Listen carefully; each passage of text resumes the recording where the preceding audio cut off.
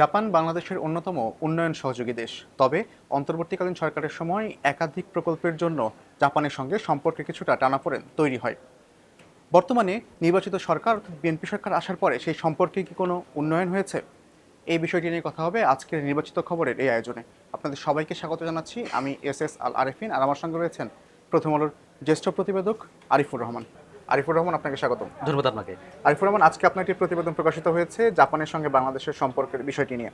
এবং জাপান তো আমরা জানি যে বাংলাদেশের বেশ একটা অন্যতম উন্নয়ন সহযোগী দেশ।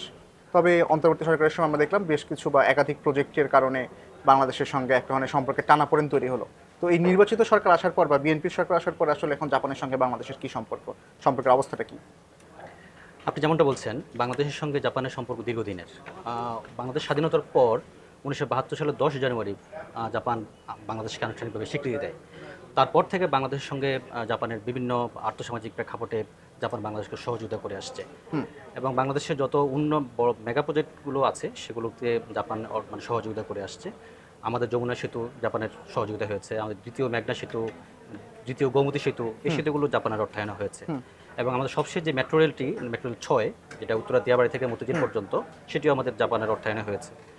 সমস্যাটা যেটা শুরু হলো সেটা হলো যে 2024 সালের 5 আগস্ট আওয়ামী লীগ সরকার পতনের পর দায়িত্ব নেয় আমাদের অন্তর্বর্তী সরকার। 8 আগস্টের পর থেকে আসলে জাপানের অর্থায়নে আরও দুটি প্রকল্পের কাজ চলমান রয়েছে, যেটি 2019 সালে আওয়ামী লীগ সরকারের সময়ে শুরু হয়েছিল। সেটা হলো যে মেট্রো রেল 1 এবং মেট্রো রেল 5।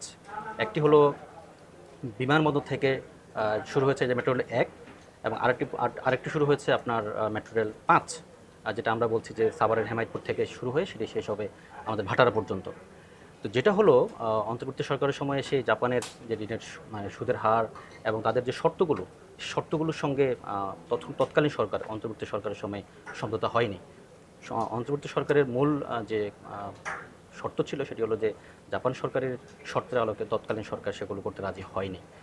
এটা নিয়েই অন্তর্বর্তী সরকারের সঙ্গে জাপানের সঙ্গে টানাপোড়েন শুরু হয়। আমাদের সরকারের দাবি ছিল যে জাপান যে শর্তগুলো দিয়েছে সেই শর্তগুলো সংশোধন করতে, কিন্তু জাপান তাদের দাবিতে অনড় ছিল যে শর্তগুলো থেকে তারা সরবে না। এই জন্যই সম্পর্কটা টানাপোড়েন তৈরি হয়। তার পরবর্তীতে 2026 সালের 12 ফেব্রুয়ারি বাংলাদেশের নির্বাচন হয়েছে। সেই নির্বাচনের পরে বিএনপি সরকার দায়িত্ব নেওয়ার পর জাপানের সঙ্গে যে সম্পর্ক টানাপোড়েন ছিল সেটিতে তারা আবার পুনরুদ্ধারের চেষ্টা শুরু করে। তারই ধারাবাহিকতায় যে দুটি মেট্রো রেল প্রকল্প 1 এবং 5, সেগুলো ইতিমধ্যে বেশ কয়েকবার বৈঠক হয়েছে জাপানের সঙ্গে বাংলাদেশ সরকারের নীতি নির্ধারকদের সঙ্গে। সেই জায়গায় সরকারের তরফ থেকে নীতিগত সিদ্ধান্ত হয়েছে যে এই দুটি প্রকল্প মেট্রো রেল 1 এবং মেট্রো রেল 5 জাপানের অর্থায়নে বাস্তবায়ন হবে। আচ্ছা, তো আমরা দেখলাম যে উত্তরা থেকে মতিঝিল পর্যন্ত আমাদের যে এমআরটি লাইন 6 করা হয়েছে জাপানের সহযোগিতায়, সেখানে যে খরচ হয়েছে তার চেয়ে প্রায় 3 গুণের বেশি খরচ আমরা দেখতে পাচ্ছি যে 1 ও 5 নম্বর লাইন তৈরির ক্ষেত্রে হচ্ছে। তো এই যে এই ফারাকটা কেন হচ্ছে আসলে? মেট্রো রেল 6 বাস্তবায়নে আমাদের প্রতি কিলোমিটার বাবদ যেটা খরচ হয়েছে 1,500 কোটি টাকা। মেট্রো রেল প্রস্তাবিত মেট্রো রেল 1 এবং মেট্রো রেল 5, সেখানে আমাদের খরচ দেখানো হচ্ছে 3,500 কোটি টাকা, অনেক বেশি। অনেক বেশি। স্বাভাবিকভাবেই অন্তর্বর্তীকালীন সরকারের সময় এই প্রশ্নটাই তোলা হয়েছিল যে এই খরচটা কেন। জবাবে জাপান সরকার থেকে যেটা বলা হয়েছে সেটা হলো যে আমাদের মেট্রো রেল 6 যেটা বাস্তবায়ন হয়েছিল সেটা হচ্ছে উপর দিয়ে, কিন্তু মেট্রো রেল 1 এবং মেট্রো রেল 5 দুটো অনেকটা যাচ্ছে মাটির নিচ দিয়ে। বাংলাদেশের প্রেক্ষাপটে এটি যেহেতু প্রথম, এবং তাদের যুক্তি হচ্ছে যে এই নিচ দিয়ে যাওয়ার কারণে খরচটা অনেক বেশি পড়ছে। আর তাছাড়া মেট্রো রেল 6 যখন বাস্তবায়ন হচ্ছিল তখনকার প্রেক্ষাপট আর এখনকার প্রেক্ষাপট ভিন্ন। ডলারের মূল্যবৃদ্ধি, একই সঙ্গে হলো যে বিভিন্ন উপকরণের ব্যয় বেড়ে গেছে, এই সমস্ত যুক্তি জাপান সরকারের তরফ থেকে বলা হয়েছে। কিন্তু বিএনপি সরকার এখন যেটা করেছে সেটা হলো তারা 7 সদস্যের একটা কমিটি গঠন করে দিয়েছে। আসলে যে এই দুটি প্রকল্পে যে খরচটা জাপানের তরফ থেকে দেখানো হচ্ছে, যেটা আগে ছিল মেট্রো রেল 1, যে প্রকল্পে আগে এর খরচ ধরা হয়েছিল 53,000 কোটি টাকার মতো, সেটি এখন খরচ বেড়ে দাঁড়াচ্ছে 96,000 কোটি টাকার বেশি। মেট্রো রেল 5 যে প্রজেক্টটা আগে খরচ দেখানো হচ্ছিল 41,000 কোটি টাকা, সেটা অনেক বেশি 88,000 কোটি টাকার মতো খরচ এখন দেখানো হচ্ছে। তো এই খরচটা আসলে স্বাভাবিক নাকি অস্বাভাবিক, এটা পুনর্মূল্যায়ন করা হচ্ছে এবং পুনর্যাচাই করা হচ্ছে। বাংলাদেশ প্রকৌশল বিশ্ববিদ্যালয়ের একজন সাবেক অধ্যাপক শামীমুজ্জামান বসুনিয়াকে প্রধান করে একটি 7 সদস্যের কমিটি গঠন করা হয়েছে। তারা এখন যাচাই বাছাই করছে আসলে জাপান তরফ থেকে যে খরচটা দেখানো হচ্ছে সেটি ঠিক আছে কিনা। সাম্প্রতিক সময়ে বা বেশ কিছুদিন ধরে আমরা শুনছিলাম যে আমাদের যে থার্ড টার্মিনাল বিমানবন্দরে যে টার্মিনালটি করা হয়েছে, থার্ড টার্মিনাল, সেই টার্মিনালটি পরিচালনার জন্য জাপানি কোনো প্রতিষ্ঠানকে কাজ দেওয়া হচ্ছে। তো এইটা আসলে কোন পর্যায়ে রয়েছে? এটির কাজ কি জাপান পাচ্ছে?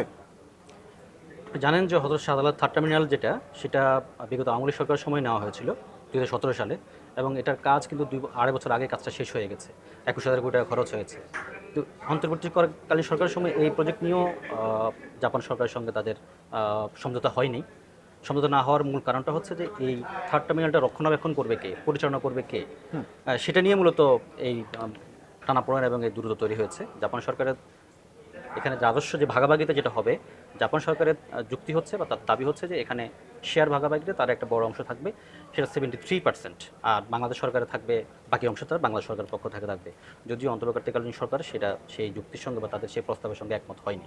এই কারণে অন্তর্বর্তীকালীন সরকারের সময়ে এই থার্ড টার্মিনালটা চালু করা সম্ভব হয়নি। বিনিয়োগের দায়িত্ব নেওয়ার পর প্রথম দিকেই প্রধানমন্ত্রী তারেক রহমান এই প্রজেক্ট নিয়ে সব নীতি নির্ধারকদের সঙ্গে বসে একটা সিদ্ধান্ত হয়েছে যে না, এটা জাপান সরকারের কনসোর্টিয়াম যেটা প্রস্তাবটা দেওয়া হয়েছে, তাদের কনসোর্টিয়ামই মূলত এই কাজটা এবং রক্ষণাবেক্ষণ এবং এটা কাজটা করবে। এবং সেক্ষেত্রে তাদের যে শর্তটা এবং তাদের যে প্রস্তাবটা যে 73% রাজস্ব ভাগাভাগি, 100 টাকার মধ্যে যদি যেটা হয় সেটার 70 টাকা সেটা জাপান সরকার নেবে, বাকিটা বাংলাদেশ সরকার নেবে। তো সেটাও মোটামুটি জাপান সরকারের সঙ্গে একটা ঐকমত্যে পোস্ট বর্তমান সরকার। সম্প্রতি আমরা দেখলাম বাংলাদেশ সহ বিভিন্ন দেশে জাপান যে যে ঋণ দেয় সেই ঋণের সুদের হার তারা বাড়িয়েছে। এই সুদের হার বাড়ানোর কারণটা কি, এবং বাংলাদেশ সরকারের পক্ষ থেকে আসলে এই হার কমানোর ক্ষেত্রে কোনো উদ্যোগ নেওয়া হচ্ছে কিনা? সুদের হারটা শুধু বাংলাদেশের জন্যই বাড়ানো হয়নি। সুদের হারটা বাংলাদেশ সহ জাপান যতগুলো দেশকে সহযোগিতা করে থাকে, ঋণ দিয়ে থাকে, সব দেশের জন্যই এই সুদের হারটা বাড়ানো প্রযোজ্য, যেটা 1 এপ্রিল থেকে কার্যকর হয়েছে।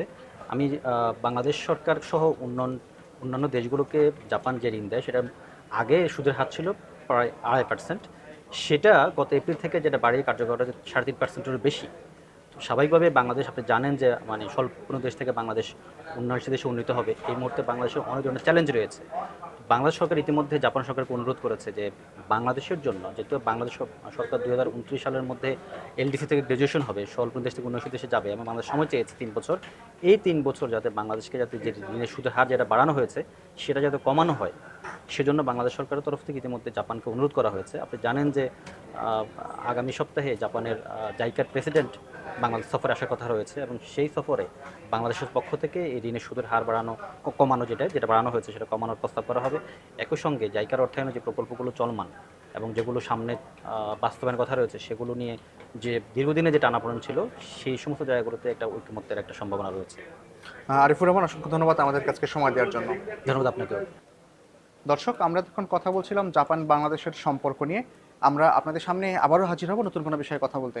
সে পর্যন্ত ভালো থাকুন, সুস্থ থাকুন, আর প্রথম আলোর সঙ্গে থাকুন।